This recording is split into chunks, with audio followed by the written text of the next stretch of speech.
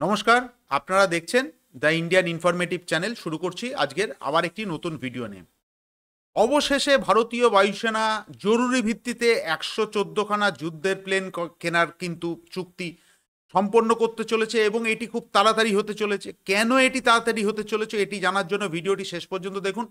ভিডিওটি যদি ভালো লাগে তাহলে অবশ্যই লাইক করবেন এবং আমাদের চ্যানেলটিকে সাবস্ক্রাইব করবেন। আপনারা জানেন যে বহু প্রতীক্ষিত আমাদের যে ১১৪খানা মিডিয়াম মাল্টিরোল ফাইটার এয়ারক্রাফটের যে চুক্তির কথা বলা হচ্ছিল, অবশেষে সেটি কিন্তু কার্যক্ষেত্রে এটা বাস্তব হতে চলেছে। তার কারণ এটি কিন্তু ফিফথ জেনারেশন ফাইটার হবে না, যেটা শোনা যাচ্ছে যে ভারতীয় বায়ুসেনা এমএমআরসি এর আবার একটি 4.5 জেনারেশন যুদ্ধের প্লেন দিকেই এগোচ্ছে। ক্যাবিনেট কমিটি অন সিকিউরিটি ভারতীয় বায়ুসেনাকে এবার খোলা ছুট দিয়ে দিয়েছে। তার কারণ ভারতীয় বায়ুসেনা কিছুদিন আগে ভারতের প্রতিরক্ষা মন্ত্রণালয়ে একটি জরুরি ভিত্তিতে একটি মিটিং ডেকেছিল এবং সেখানে তারা খুব চিন্তা ব্যক্ত করেছে। তার কারণ হচ্ছে ভারতীয় বায়ুসেনার এই মুহূর্তে স্ট্রেংথ কিন্তু দিনের পর দিন কমে যাচ্ছে। তো এইবার ভারতীয় বায়ুসেনা যেটা সব থেকে গুরুত্বপূর্ণ খবর আসতে চলেছে সেটি হচ্ছে এবছরের শেষের মধ্যেই কিন্তু ১১৪খানা মিডিয়াম মাল্টিরোল ফাইটার এয়ারক্রাফটের হয়তো চুক্তির প্রায় খসড়া তৈরি হয়ে যাবে এবং সামনের বছরের প্রথমেই কিন্তু ভারতীয় বায়ুসেনা ১১৪খানা যুদ্ধের প্লেন কেনার জন্য প্রস্তুতি নিয়ে নেবে।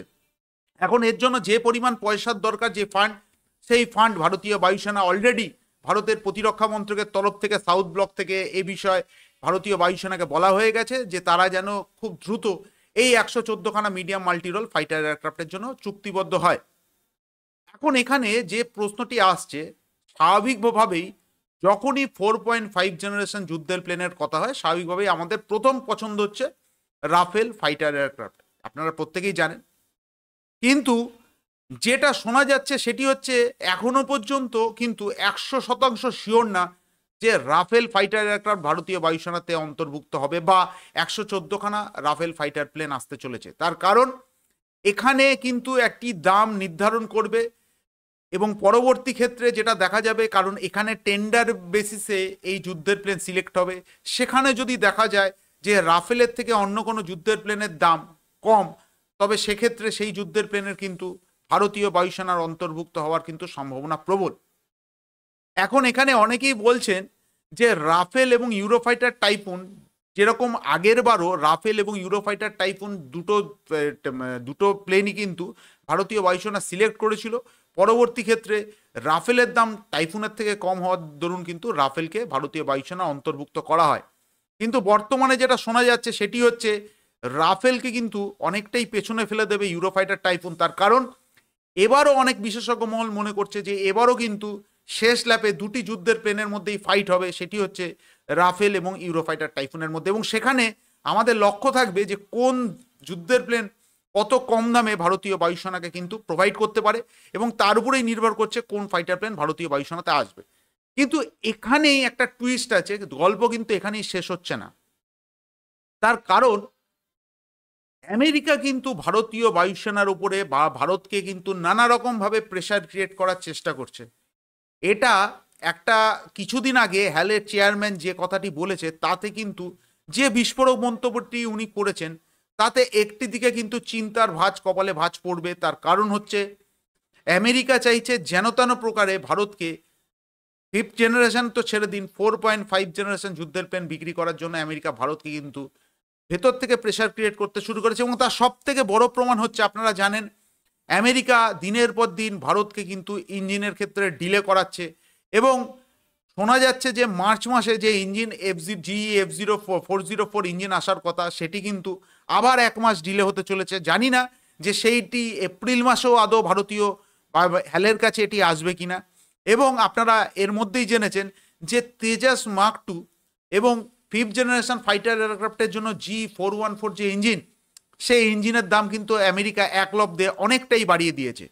কার্যত এর মাধ্যমে আমেরিকা ভারতকে জানান দিচ্ছে যে আগামী দিনে যদি ভারতীয় বায়ুসেনা মার্কিন কোনো যুদ্ধের প্লেন না কেনে তবে তাদের কিন্তু এইভাবে মানে স্যাংশনের মুখে পড়তে হবে।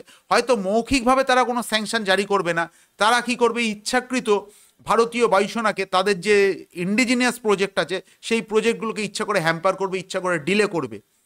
এবং হ্যালের যে পক্ষ থেকে যে কথাটি বলা হয়েছে সেটি কেন চিন্তার ভাঁজ পড়বে, তার কারণ অনেকে বলছিল যে G404 যেটা তেজাস মার্ক 1 এতে লাগানো রয়েছে বা ইনস্টল করানো রয়েছে, তার বিরুদ্ধে তার পরিপ্রেক্ষিতে অন্য কোনো ইঞ্জিন যেন ভারত, সেখানে অন্য কোনো ইঞ্জিনের দিকে ভারত কেন যাচ্ছে না।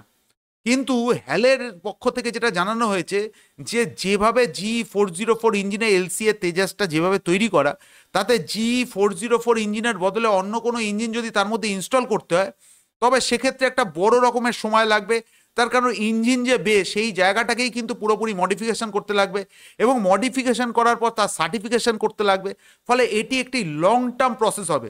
ঠিক সেরকমও তেজাস মার্ক 2 এর ক্ষেত্রে যে G404 ইঞ্জিনটি ইনস্টল করা বা তেজাস মার্ক 2 পুরোপুরি মানে স্ট্রাকচার তৈরি হয়ে গেছে, এবং সেখানে যদি আপনি G414 এর বদলে অন্য কোনো যদি ইঞ্জিন তার মধ্যে ইনস্টল করতে যান, তাহলে আবার সেক্ষেত্রে কিন্তু তেজাস মার্ক 2 কিন্তু শেপটাকে বদলাতে হবে, এবং নতুন কোনো ইঞ্জিনে সেটির উপর টেস্টিংয়ে যাবে, এবং তার উপর তার সার্টিফিকেশন যাবে। অতএব এটা একটা বিশাল বড় লং টার্ম প্রজেক্ট, মানে সমস্যা হতে চলেছে। তো সেক্ষেত্রে আমেরিকা এই মুহূর্তে যেভাবে ভারত যেভাবে আমেরিকার উপর নির্ভরশীল হয়েছে, হ্যাঁ এটা ঠিক, কাবেরী ইঞ্জিনের কাজ প্রায় অনেকটাই শেষ হয়ে এসছে, কিন্তু এটি পুরোপুরি ভারতীয় বায়ুসেনাতে ইন্ডাক্ট হতে হতে এখনও 4 থেকে 5 বছর সময় লাগবে। ফলত এই সময়ের মধ্যে আমেরিকা চাইলে কিন্তু যখন তখন বিভিন্ন ইস্যু দেখিয়ে ইঞ্জিন কিন্তু ডিলে করিয়ে দিতে পারে। ফলে আমেরিকা কিন্তু ভারতকে অন্যভাবে প্রেশার ক্রিয়েট করছে। হয় যদি আমাদের থেকে ইঞ্জিন যদি পেতে হয়, তবে আমেরিকার কোনো 4.5 জেনারেশন যুদ্ধের প্লেন কিন্তু আমেরিকা থেকে কিনতে হতে পারে। তো এখন এটিকে ভারত সরকার এবং ভারতীয় বায়ুসেনা কীভাবে এটিকে ট্যাকেল করে সেদিকে আমাদের নজর থাকবে। কিন্তু যেটা শোনা যাচ্ছে, হয়তো যে টেকনিক্যাল যে স্পেসিফিকেশান, সেই স্পেসিফিকেশানে কিন্তু রাফেল এবং ইউরোফাইটার টাইফুনের মধ্যেই কিন্তু শেষ যুদ্ধ হবে, এবং সেখানে যে যুদ্ধের প্লেনের দাম সব থেকে কম হবে সেই যুদ্ধের প্লেনই কিন্তু ভারতীয় বায়ুসেনাতে আসবে। এবং শোনা যাচ্ছে যে এটি যত তাড়াতাড়ি সম্ভব ভারতীয় বায়ুসেনা করতে চাইছে, তার কারণ আর যদি দেরি হয় তবে কিন্তু অনেকটাই আমাদের পেছনে চলে যেতে হবে। তো আজকের ভিডিওটি কেমন লাগলো অবশ্যই কমেন্টস করে জানাবেন। ভিডিওটি এখানেই শেষ করছি। ভিডিওটি শেষ পর্যন্ত দেখার জন্য ধন্যবাদ। জয় হিন্দ।